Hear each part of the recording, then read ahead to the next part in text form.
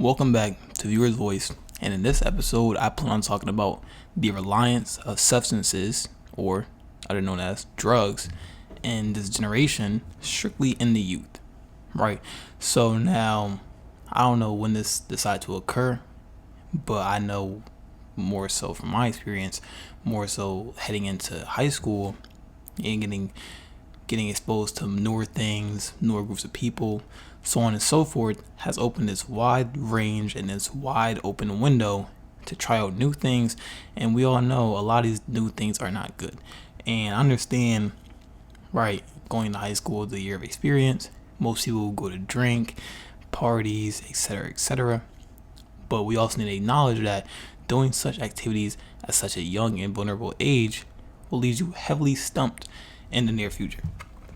In many ways to come, but ultimately, just the idea does need to be addressed and honed in on, because there should be no reason as to why a big majority of people in high school, whatever range it may be, going in high school and just getting exposed to things that they should not be doing.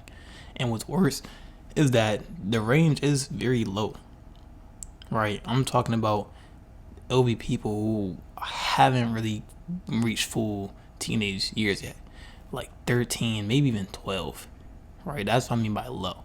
It'll be people who are ages 12, 13, and of course leading up to higher ages where they're more legal, of course. But strictly, there should be no reason why people who are close to entering, not even entering, but close to entering high school, are being exposed to these kind of substances.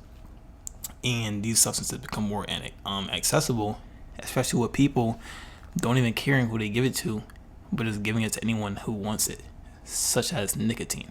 If someone's in the bathroom with a pen or whatever, right, or a stick, right, they'll just share that, pass that around like it's a chill lounge, like it's whatever. That's not the case. You were in a school public bathroom, right?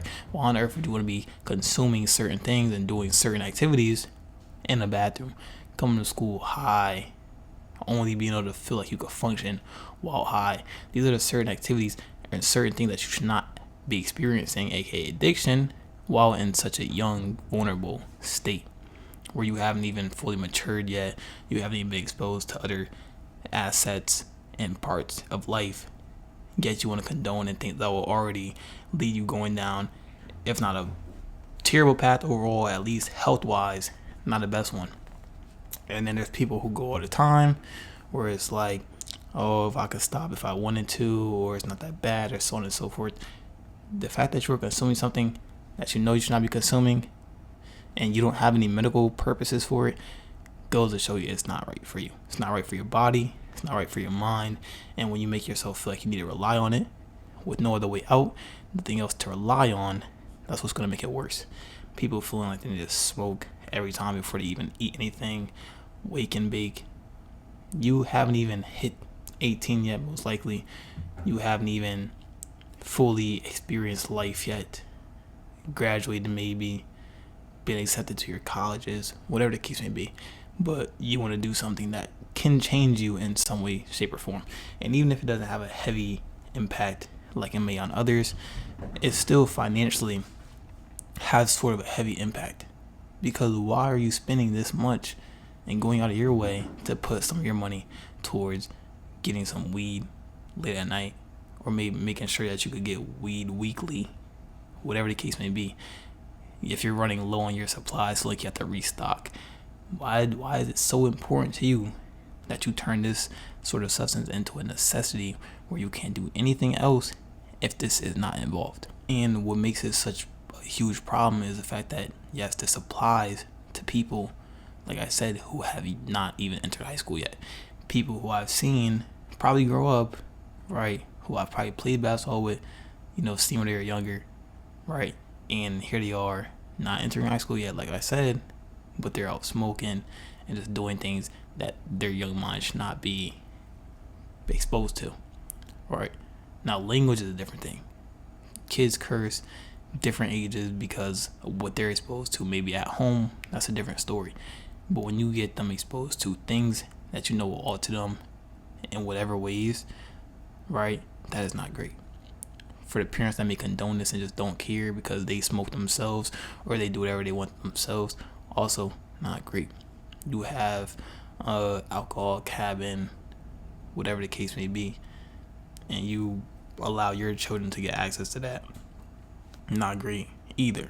And once again, some people think this is not a big issue. Some people think they could get themselves out of it.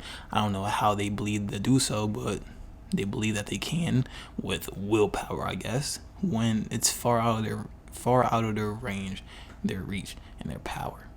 Because at this point on, when you've already been doing it for years, when you've already made it such a big part of your day-to-day life, there's just no shaking it off, right? And that's why people should begin to stop.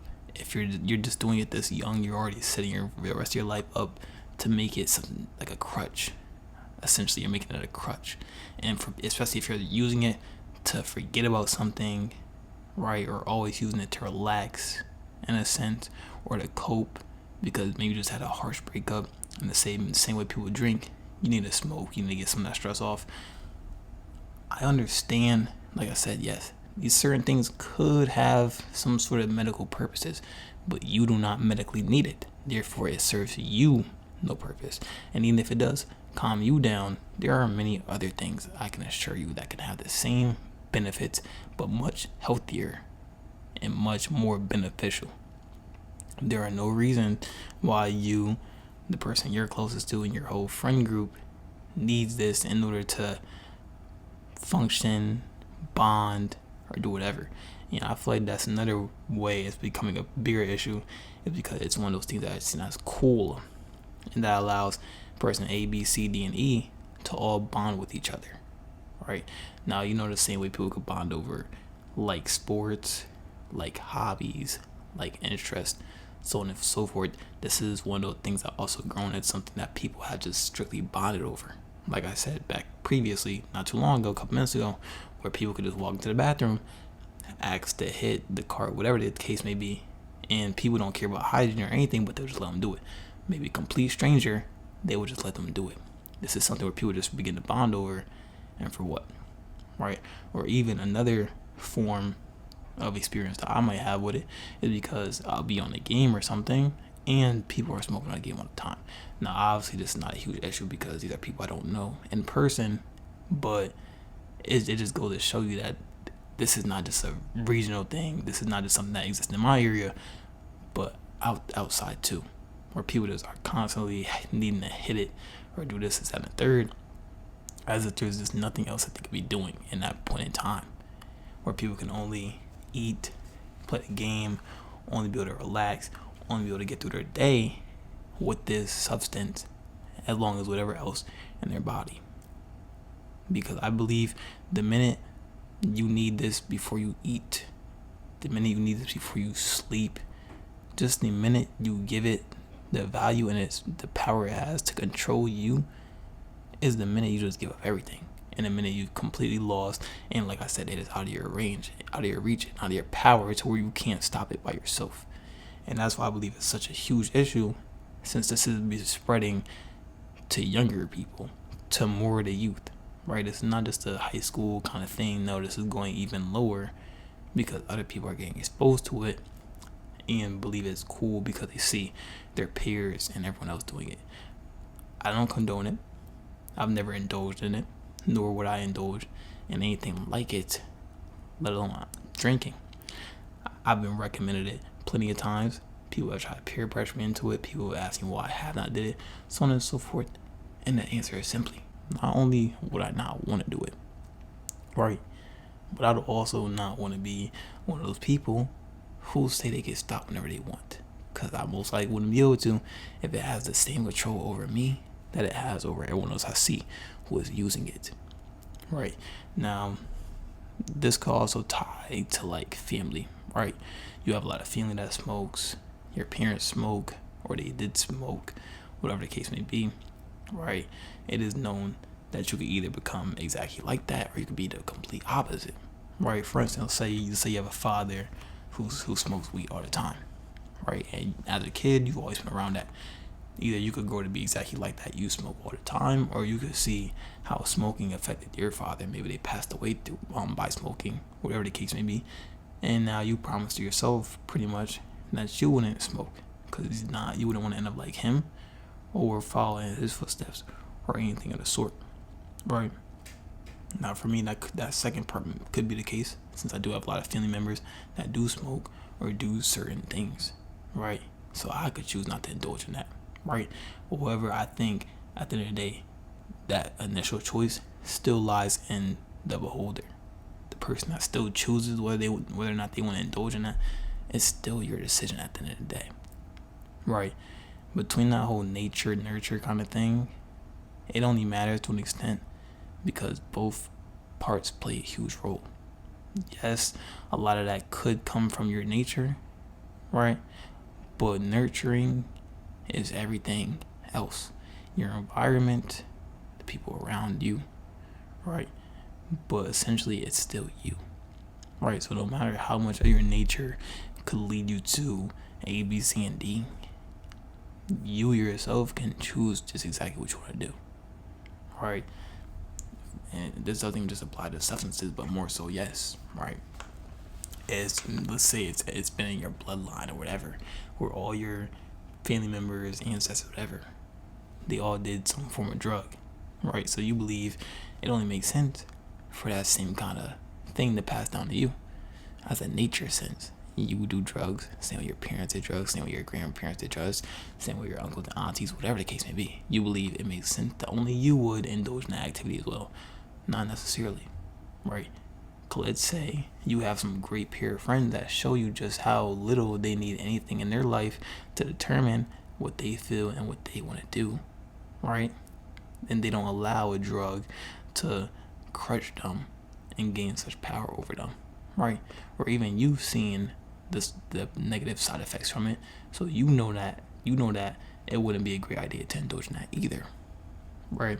So you can't just simply try to blame everything else around you, the environment, whatever the case may be. I guarantee you, other people have walked past people or been in a group of people who have done the same activity, and not once did they consider it, right? So I know that initially you had the same strength to do the same action, but right, some people believe whatever they want to believe. I just think that it's important for people to see the negative things that it causes, right? And even if you don't see a negative thing that it causes per se, understanding that it's getting to people even younger as you go down the line. And for the parents, I know parents would want to find out that your child is in the bathroom smoking, skipping classes to go smoke, heading to school high, buzzed, whatever the case may be, right? And allowing that to affect them academically or mentally or whatever it may be, right? Because like I said, it's a very hefty thing, a very negative thing for people to be getting so used to and accustomed to, right, and exposed to, because this is not something to just joke about, laugh about, and act like it's just such a normal daily activity, because it's not. It's not. To smoke every day, to smoke more than once a day, to do it to cope, to mask what you're really feeling, to mask your own responsibilities because you just want to relax, you just want to chill, you just want to, get out the way and do what you want to do. No, that's not a great thing. That's why I'm like, the further down it gets to ages 11, 10, whatever the case may be, this is a very negative thing. Because it's one thing with alcohol, right? Especially if you see parents drink all the time, or say it's grown folk juice, whatever the case may be. That's some instance, right? Like I said, you see it more often, at least, maybe in movies or shows, whatever, where people drink, parties, high school experience, rah rah rah. Okay, but smoking, nicotine, carts, whatever, a whole variety, right? And allowing that to be something that people just get, like I said, accustomed to and used to, is gonna grow worse. Cause I don't know a lot of people that drink every day, but I definitely know a lot of people that smoke every day. And maybe they don't look like they're doing the worst, but deep down they probably know that it's latched onto them. They probably know that they can't just let go of it, because there are something that you can't just let go of, right? If I decide to stop playing games every day, I could do that. give me some time, I could for sure do that. And not a lot of time, but I could do that. Music, I could be more attached to music, but yeah, give me some time, I could let go of that. Cause these are still things that are within my control. But something where I've made that such a necessity, where I built into my schedule so much and feel like I cannot possibly function without it, that's gonna need more than just me to get out of that. Now, some people don't see that. Like I said, some people will use that same denial excuse, saying, "Oh, I could quit whenever I want." No, you cannot. If you've come this far, you've allowed it to manifest and grow this far, then no. It is not something that you can control and that you just get out whenever you want. Because if you wanted to, and if you knew it was best for you, would have probably stopped by then.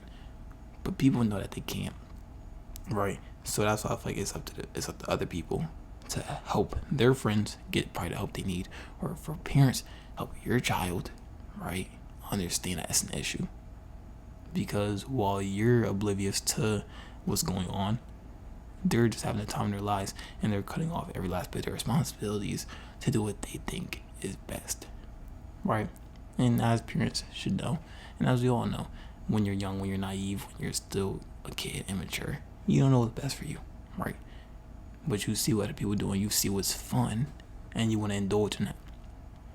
This isn't something that's just fun and that you should just be indulging, because why are you in high school, or why are you in whatever age, grade, or whatever the case may be, spending your money, spending your time, right, trying to get these substances, trying to get these drugs and whatever, just so that you could do whatever else you want to do, right? Just so you can function, just so you can eat, just so you can sleep. It's awful.